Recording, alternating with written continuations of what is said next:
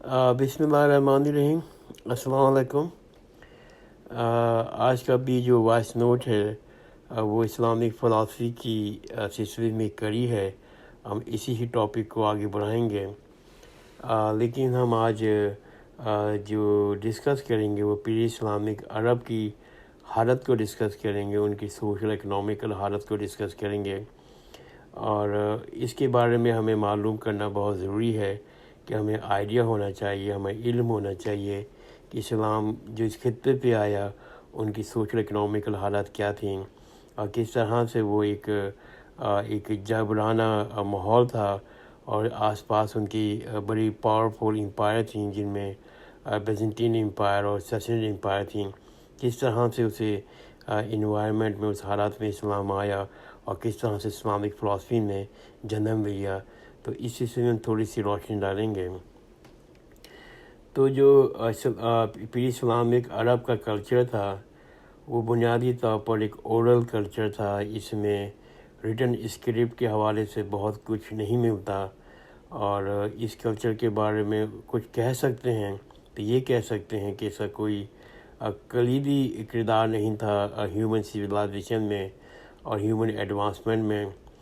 اگر ہم آس پاس دیکھیں تو گریک کا بھی بڑا رول تھا اس زمانے میں، اس سینس میں کہ وہاں پر گریک فلاسفی نے جنم لیا، اور بہت بڑی امپائر اسٹیٹ تھی۔ روم کا بھی ایک رول تھا اس زمانے میں، وہاں پر ان لوگوں نے اسٹیٹ اسٹرکچر کو اور اسٹیٹ اسٹائل کو دنیا میں انٹروڈیوس کروایا۔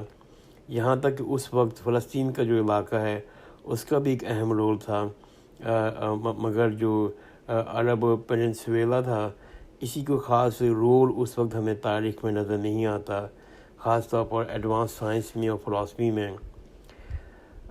اسلام سے جو پہلے کا عرب تھا وہ ایک ایسا دور تھا جس کے حوالے سے اسلامک فلاسفر لکھتے ہیں یہ دور جاہلیہ تھا، یعنی کہ جہالت کا دور تھا۔ اس کو ہم انگریزی میں کہہ سکتے ہیں کہ عرب ڈارک ایجز تھا۔ ان ڈارک ایجز میں عرب کو نکال لینے میں اسلام کا بنیادی رول ہے، اور اسلام کی وجہ سے عرب جو ہیں وہ ڈارک ایجز سے نکلے اور کچھ خود روشن خیالی حاصل کی۔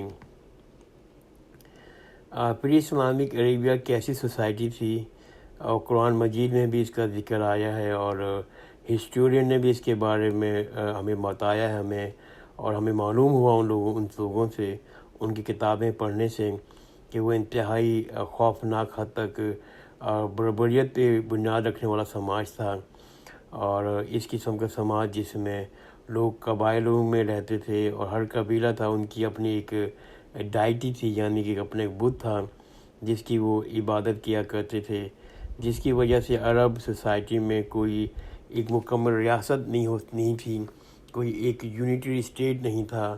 وقت میں مختلف ٹرائب تھے، اور ایک ٹرائب دوسرے ٹرائب کے اوپر وقتاً بوقتاً حملے کرتے رہتے تھے۔ کبھی وہ اپنے علاقے سے باہر آ کے بھی دوسرے ٹرائب کے اوپر حملے کیا کرتے تھے، اور تجارت بھی کیا کرتے تھے، ان کے بھی ہمیں ایویڈنسز ملے ہیں۔ اور بنیادی طور پر یہ لوگ خانہ بدوش تھے، بدوین تھے، چھوٹے چھوٹے اویسس میں رہا کرتے تھے، اور تھوڑا سا سیٹل ایگریکلچر کے بارے میں بھی کچھ ایویڈنس ملے ہیں، اور یہ ایگریکلچر جو ہے وہ طائف کے علاقے میں اور نجران کے علاقے میں ہسٹورین کہتے تھے کہ وہاں پر وہ لوگ تجارت کیا کرتے تھے، مگر کوئی بنیادی ایک اسٹیٹ نہیں تھی۔ یعنی کہ جو پری اسلامک عربیہ جو تھا وہ ایک پولیتھیسٹک ٹرائبل سسٹم تھا، مطلب یہ کہ یہ ایسی سوسائٹی تھی جہاں پر لوگ کئی بتوں کی عبادت کیا کرتے تھے۔ کسی حد تک عرب کے اندر کرسچینٹی کے بارے میں لوگوں کو علم تھا، کچھ حد تک جوڈازم کے بارے میں بھی وہ لوگ علم رکھتے تھے، خاص طور پہ وہ لوگ جو تھوڑا بہت دوسرے ریلیجن کے بارے میں جانتے تھے، یہ وہ لوگ تھے جو تجارت کیا کرتے تھے، جو یروشلم تجارت کے لیے جایا کرتے تھے، جو سیریا جایا کرتے تھے، ایجپٹ جایا کرتے تھے، جو دوسری جگہوں پر تجارت کے لیے جایا کرتے تھے۔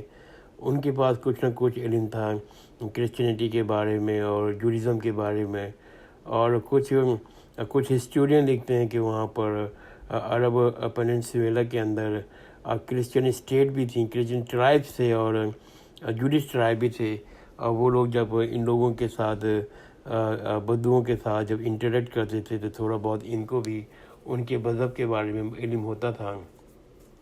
مگر بائی لارج عرب کی جو عوام تھی، جو پبلک تھی، وہ بنیادی طور پر پولیتھیسٹک تھی، یعنی کہ بت پرستی کرتے تھے. دوسری یہ کہ عرب کے دونوں طرف بہت طاقتور ریاستیں تھیں. اگر ہم اسلام سے پہلے کی عربیہ کو دیکھیں تو پرشیا کے اندر کئی امپائر ابھرے اور ٹوٹے. بنیادی طور پر پرشین امپائر جو تھا وہ بہت ہی مضبوط امپائر تھا. کسی نہ کسی حوالے سے وہ عرب کے اوپر ڈومینیٹ کیا کرتے تھے.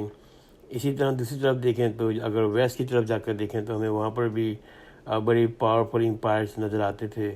مثال کے طور پر دور اسلام کے اندر بھی بیزنٹین امپائر کا آپ نے بھی نام سنا ہوگا. یہ ایک بہت پاورفل ایک امپائر تھا. تو مکہ میں جو عرب کے ایک طرف بیزنٹین امپائر تھے اور دوسری طرف سیسنین امپائر تھے. یہ دونوں ہیوج امپائر تھے. مگر ایسا ہوا کہ 7ویں ہجری میں ایسی کیفیت بن گئی کہ دونوں امپائر ایک دوسرے کے ساتھ انہوں نے کئی جنگیں لڑیں، اور ان جنگ کے نتیجے میں اور اندرونی مسئلے مسائل کے نتیجے میں یہ دونوں امپائر بہت کمزور ہو گئی تھیں. نہ صرف کمزور ہو گئی تھیں بلکہ ان کے اندر کی جو ان کی اپنی عوام تھی وہ بھی اپنے حکمرانوں سے شدید نفرت کیا کرتی تھیں. اور اس کی وجہ یہ تھی کہ یہ دونوں امپائر جو تھے یہ بہت اپنے عوام کے ساتھ بہت جبرانہ تھے، بہت ظلم کرتے تھے اور بڑا کنٹرول کر کے رکھتے تھے. لہذا عرب کچھ ایسی کیفیت میں تھا کہ وہ دونوں سپر پاور جو ان کے ارد گرد قائم تھیں، جو وقتاً فوقتاً ان پر غلبہ حاصل کرتے رہتے تھے. عرب جو تھا وہ اتنا بڑا اور ہارش ڈیزرٹ تھا کہ وہاں پر عرب کے علاوہ کوئی اور قوم کوئی اور رہنا سیٹل کرنا چاہتی بھی نہیں تھی. اور پرشیا جو تھے وہ اور بیزنٹین جو سمجھتے تھے، پرشین امپائر جو تھے اور بیزنٹین جو سمجھتے تھے کہ ان ڈیزرٹ والے لوگوں کے ساتھ ہم لوگ رہ نہیں سکتے، ان کے ساتھ ہماری بن نہیں سکتی. تو بیزنٹین جو عرب ایک بہت بڑا علاقہ تھا، دونوں بیزنٹین اور پرشین امپائر کے لیے جس کو آپ کہیں گے عرب ان امپائر کی آؤٹ اسکرٹ تھا. اور ایسا علاقہ تھا، مطلب یہ کہ جو ہمارا حجاز تھا، جو عرب تھا، یہ دونوں بڑی اسٹیٹ جو تھیں، ایک بیزنٹین امپائر اور کہتے ہیں پرشین امپائر کی آؤٹ اسکرٹ تھا، ان کے بیچ میں واقع تھا یہ علاقہ.